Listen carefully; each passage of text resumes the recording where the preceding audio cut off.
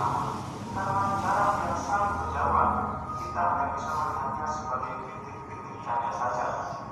Tapi, apakah kita tahu kalau matahari kita ini hanyalah satu dari ratusan miliar bintang yang tersebar, dan planet bumi kita ini hanyalah satu dari triliunan planet yang ada di sistem galaksi Bima Sakti. Sebelum kita terlalu jauh dari menjelajahi alam semesta ini, mari kita belajar dulu sistem tata surya kita saat ini.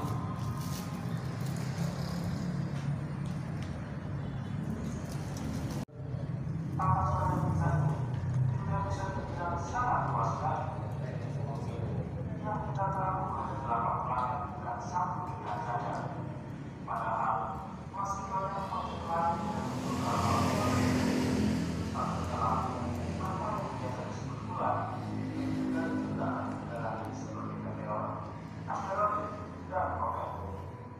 objek apapun yang terikat oleh gravitasi dari matahari adalah termasuk anggota dari tata surya kita ini. Sekarang, berapa luasnya tata surya kita ini? Luas tata surya ini didefinisikan oleh jangkauan gravitasi matahari.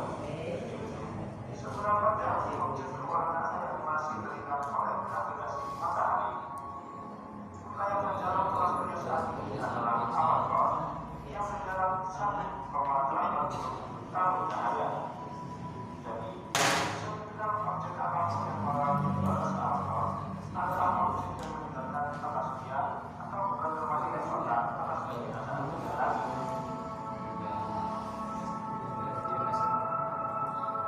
Saat ini, ada sebuah objek berwarna besar dari bumi yang sedang berjalan menyusuri tata surya sejak tahun 1977. Dia adalah Voyager. Wahana besar itu sampai sekarang terus berjalan jauh untuk mendekati tata surya. Interstellar Probe atau planet tersebut awan atau bintang lokal. Di sini secara sederhananya seluruh bintang beserta planet yang mewakilinya berkumpul sama seperti tata surya kita ini. Di sistem bintang lain itu mungkin juga terdapat planet-planet lain seperti bumi kita ini, atau bisa kalian sebut exoplanet.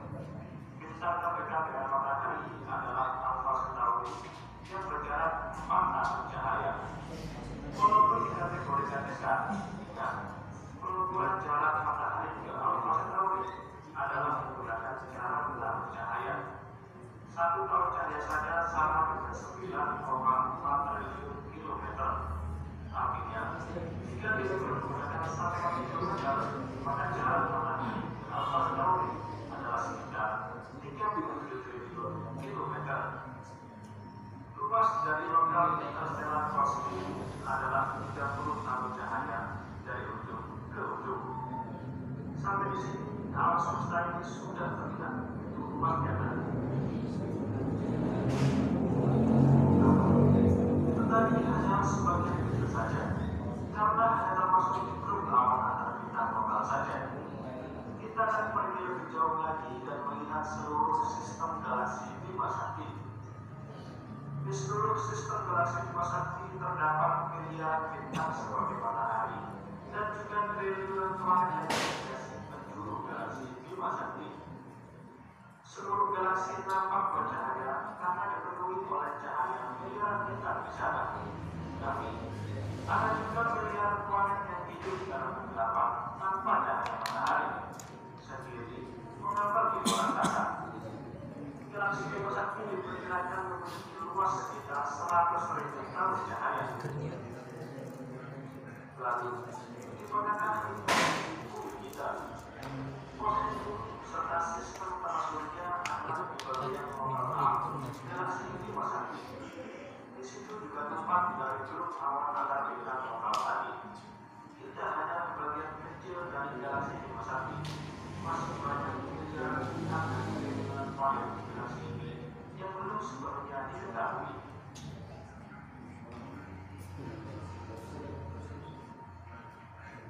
Melihat galaksi kita yang luas ini, ternyata adalah satu dari 54 galaksi lain yang tergabung di lokal galaksi.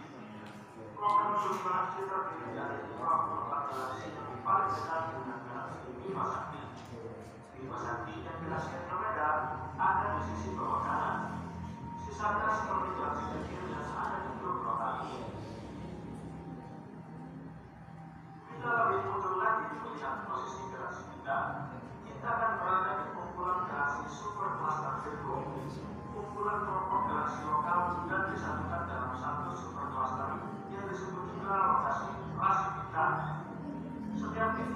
kelompok itu mewakili lingkungan berkomunikasi seperti kita yang berbeda dan jenis lainnya.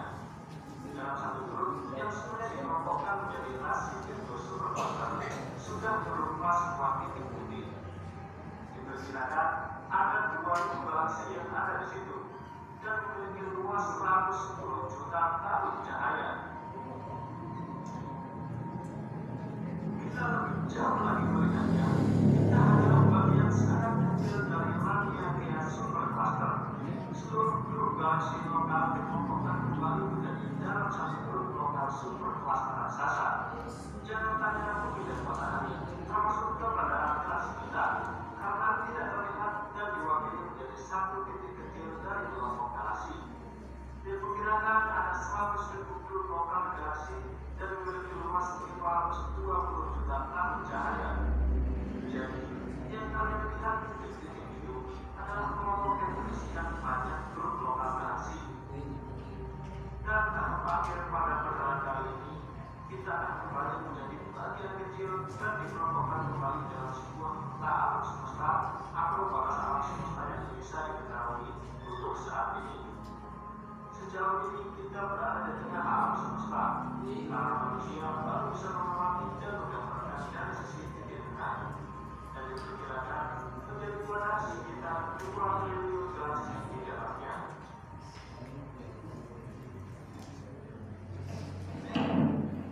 Ya, saya kira cukup video pengantarnya. Mungkin nanti bisa dilanjutkan dengan untuk bisa eksplorasi lebih jauh di YouTube. Itu sangat banyak yang membahas hal-hal dunia. Itu sebagai pengantar bahwa ayat Allah itu bukan hanya ayat kauniyah, bahwa ayat Allah itu juga berupa ayat kauniyah yang sangat-sangat menakjubkan dan sangat menarik sebenarnya. Cuma sayang umat Islam rada kurang tertarik. Ini sayangnya. Nah, makanya salah satu motivasi saya membuat buku ini adalah dalam rangka itu, bahwa menyadarkan kita ada ayat lain yang mestinya juga kita tidak kalah pentingnya untuk kita baca dan kita ketahui. Baik, kita mulai dari awal. Langsung saja karena prolog tadi sudah memakan waktu panjang, ada salam teknis, jadi kita langsung pembahasan mengenai buku ini. Saya beri bikin beberapa kelompok karena isinya detailnya monggo bisa dibaca di dalam. Kita mulai dari sudut pandang terlebih dahulu. Memang ciri khas apa yang ingin saya sampaikan sebenarnya mengajak kita untuk bisa menghidupkan pikir. Jadi kalau melihat tayangan dan insya Allah kemudian presentasi saya mudah-mudahan bisa memancing pikiran kita sehingga bisa lebih hidup. Pertama, mari kita lihat gunung. Cara kita memahami gunung itu tergantung dari ilmu yang kita miliki. Kalau kita melihat gunung dari seorang sastrawan, apa kira-kira yang terkesan dari sebuah gunung? Berikut, indah, hal-hal yang imajinatif dan lain sebagainya. Sastrawan, bagaimana seorang budayawan ketika dia memiliki ilmu budaya dalam pikirannya, memandang gunung, apa yang terkesan dari gunung? Bisa angker.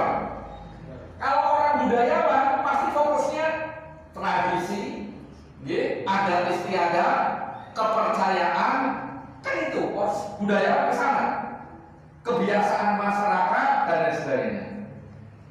Kemudian kalau seorang politisi memandang gunung, apa yang terjadi?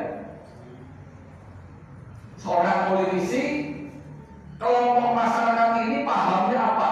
Bagaimana saya kira bisa meraih simpati dari masyarakat di sekitar pegunungan? Kan gitu.